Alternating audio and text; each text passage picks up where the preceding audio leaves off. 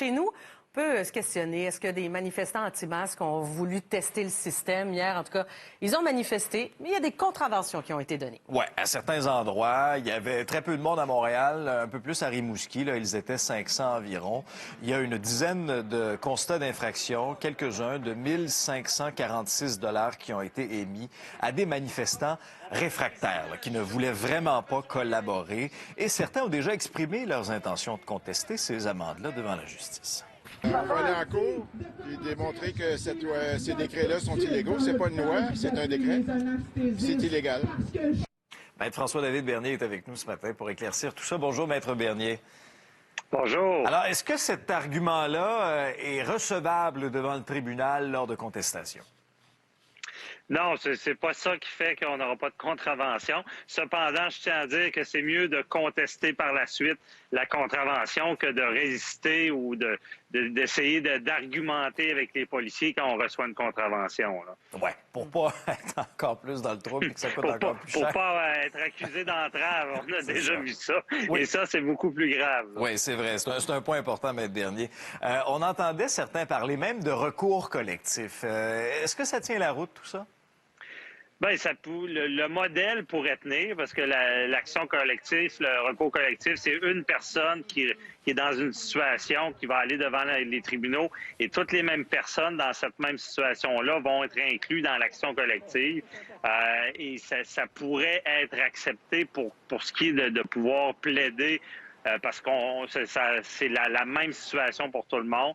Cependant, je tiens à dire que on a une loi sur la santé publique et la loi sur la santé publique, là, on est dans l'état d'urgence sanitaire et de contester ces contraventions-là devant les tribunaux, il va falloir se lever de bonne heure, Alexandre. C'est certain qu'avant de faire la preuve, quand il y a des policiers qui ont constaté qu'on ne portait pas le masque ou qu'on n'avait pas la distanciation, j'entendais le monsieur dans l'extrait dire ce n'est pas une loi, c'est un décret. Mais la loi sur la santé publique avec l'état d'urgence, je le répète, a des dents et par décret, on peut tout faire. On dit qu'il faudrait prouver qu'il n'y a pas une menace réelle, éminente pour la santé de la population. Ouais. Excusez, mais il faut croire au Calinours pour dire ça. C'est une situation mondiale qui est prouvée avant d'arriver avec une expertise disant que le gouvernement a agi arbitrairement en disant que ce n'est pas réel. Ben là, on fabule là, quand on dit ça. Bon, et elle est où la ligne à ce moment-là, Maître Bernier, entre le droit de manifester et la loi sur la santé publique?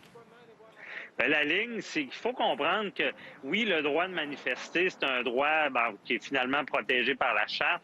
Et il y a dans la Charte, dans ces droits-là, on a le droit à la sécurité, la santé aussi. Il y a quand même une hiérarchie.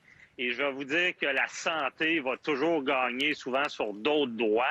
Et comprenez bien aussi qu'en réalité, le droit de manifester, le gouvernement ne l'a pas vraiment atteint parce qu'on peut manifester. S'il y avait totalement interdit aux gens de manifester, là, je pourrais comprendre la grogne, mais on manifeste, mais en portant le masque parce que la santé va primer. Et on rappelle, ce n'est pas votre chose, ce n'est pas seulement vous, c'est les autres. Donc, on sait que quand il y a des débats devant les tribunaux et que ça concerne la population et pas seulement sa petite cour, mais les autres personnes qui peuvent tomber malades par notre faute, ces gens-là risquent carrément d'être déboutés devant la cour parce que, je le répète toujours, le droit, c'est logique.